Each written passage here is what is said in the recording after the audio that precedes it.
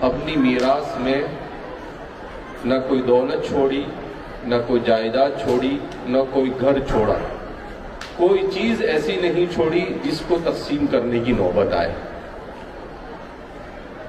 آپ اندازہ لگائے کیسے عظیم انسان تھے جنہوں نے اتنے عظیم عظیم کارنامے انجام دیے، مگر دنیا کی طرف نظر اٹھا کر نہیں دیکھا۔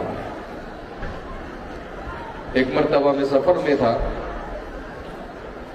ڈیزل ڈالنے کے لیے گاڑی کھڑی کی ڈرائیور نے، تو کہا کہ حضرت ڈیزل کے لیے پیسے چاہیے۔ میری بالکل نئی شادی ہوئی تھی، تو والد صاحب نے کہا کہ میرے پاس تو پیسے ہیں نہیں۔ پھر مجھے پوچھا، میں نے بھی ٹٹولا ہاتھ، جیب میں کچھ بھی نہیں، میں نے کہا میرے پاس بھی نہیں۔ پھر ہم نے اپنی اہلیہ سے کہا کہ بھئی تمہارے پاس پیسے ہیں؟ تو انہوں نے کہا 500,000 روپے پڑے ہوں گے، تو وہ دے دیے۔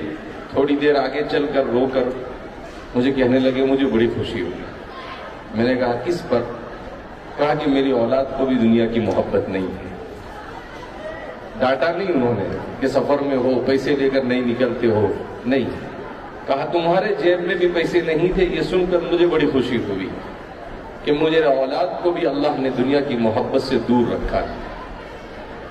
تو اللہ کے رسول صلی اللہ علیہ وسلم کے اسی فرمان پر آپ نے ہماری تربیت کی، حب الدنیا رأس کل خطیہ، دنیا کی محبت ہر گناہ کی جڑ ہے۔